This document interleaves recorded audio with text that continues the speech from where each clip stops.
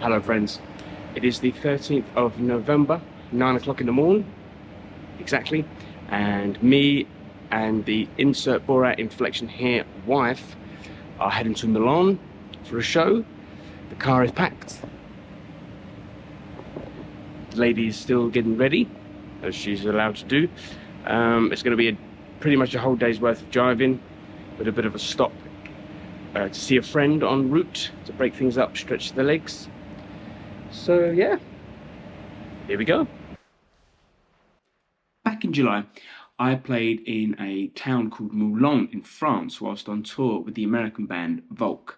Now at the time I said that gig was probably one of, if not the best gig I've ever played. And if you don't believe me, you can go and check out a video that I made at the time, which you can find on screen or in the description. You know how that works. When I got back, I was still massively buzzing off of that gig, so I messaged the organisers to see if I could go back again and play. Now they said that the venue that we played at on the tour, which was in a recording studio, the gigs were all booked up until the end of the year. But one of the organisers, a lovely human being by the name of Olivier,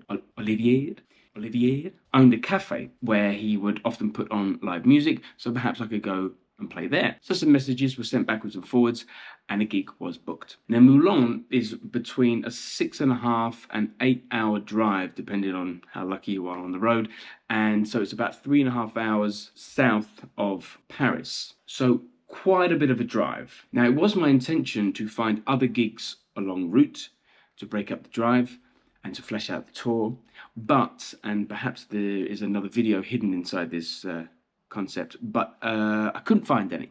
So me and the wife used it as a weekend getaway. So a quick side note and interjection here, and I will try and make this quick, promise.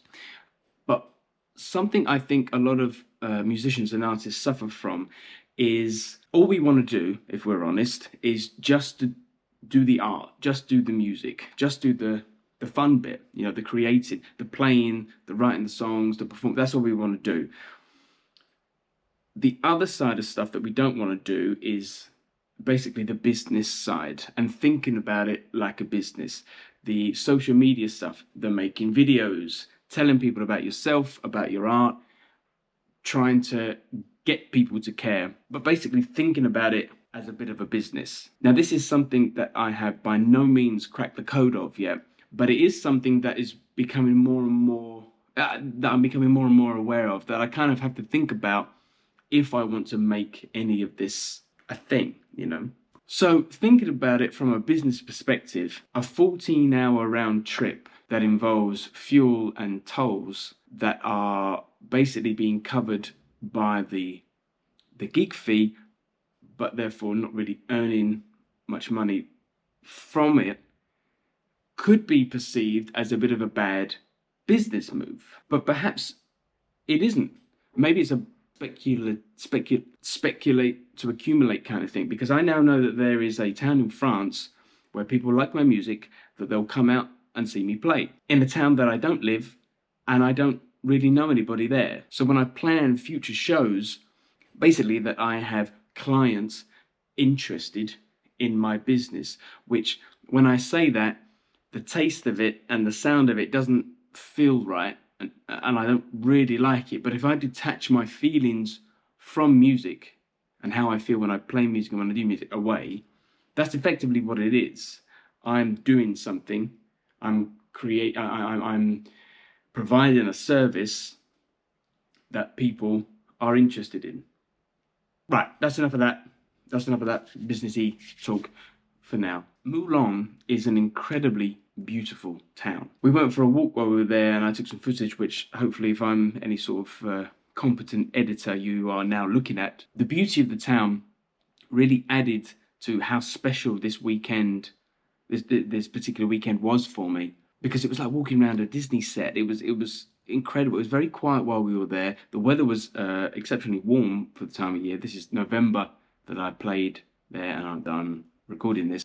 And it was just before it got really, really cold, so there was a bit of a side tangent, but like we woke up in the morning and the car was covered in sand from the Sahara, so it was warm. It was warm. Now let's talk about where I actually played. I played in a little cafe called Oliv Tomme, I hope I'm saying that right, run by a beautiful human called Olivier. And like I said, he was one of the organisers from the gig that happened earlier on in July. He's had this cafe for about 2 years. Really, really cozy little place. And like I said, has often put on, or frequently puts on live music. And the fact that he puts on music there has spread, the word has spread. So now there's, the locals know that there's gig going on there. So that's really cool. One of the things that really jumps out to me about this cafe, about Oliv Tomme, was the community aspects of it. Like, I recognized some people there from the gig earlier on in the year. They were telling me that there's a group of them that sort of go around and see all the gigs together, which is really, really nice to see. And I think I do get a bit lost in the whole doom and gloom, we're all hiding behind our phones kind of thing. So, especially when it comes to music and live performances and trying to get people out to gigs and stuff. So to see that was really, really nice. And really, if I take a step back and look at my experiences this year, there is a lot of that. I think I personally, going off script a little bit here, I think I get a little bogged down by the social media stuff, by the hiding behind a screen kind of thing, and forget that there are people out there that do genuinely enjoy and respect live music. And the experiences that I've had this year where I've encountered that really gives me a glow inside and a buzz for humanity that I can't really begin to put into words. So I hope you can kind of string together what it is I'm trying to say.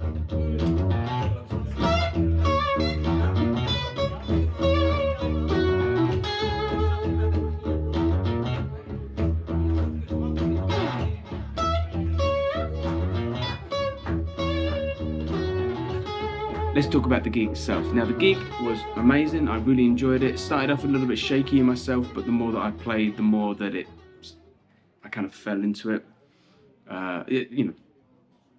Got comfortable with it. Had a great response from the audience. Had some people singing along to stuff, which was, yeah. Wow. And then afterwards, there was a guy, I was talking to a guy who said he listened to my stuff every morning before he goes to work, which, shit, you know?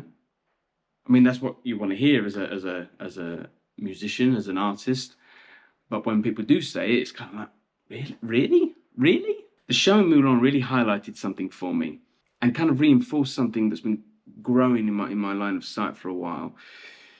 When I started playing music and started playing guitar, my only real reference for what it meant to be a musician or a guitarist or in a band or whatever was your Queen, your Red Hot Chili Peppers, your Stevie Wonders, people that had songs on the radio and that would play to thousands of people on a massive stage.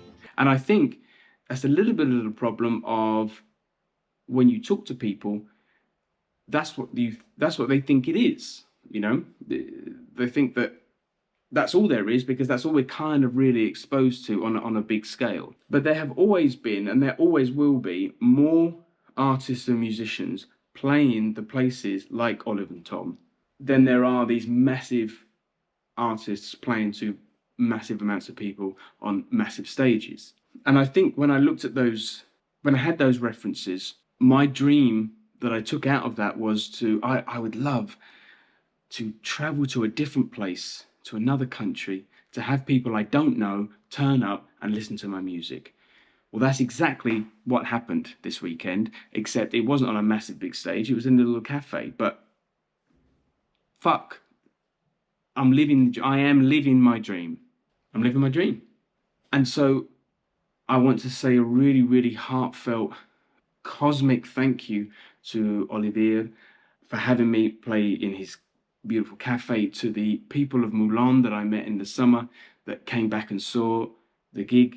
Thank you so, so much. Thank you for helping me live out my dream.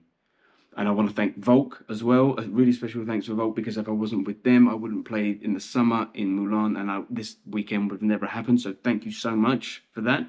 I want to thank you for watching this video, for liking and subscribing as well, tee-hee. But no, seriously, thank you for watching this video. And I want to give a really big thank you and love to my wife for listening to me talk about all this sort of shit in a less coherent way, I know, than what's been on this video.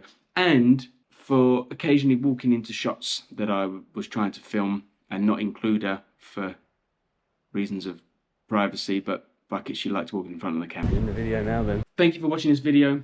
I love you all very much. Thank you, thank you, thank you. Okay, bye.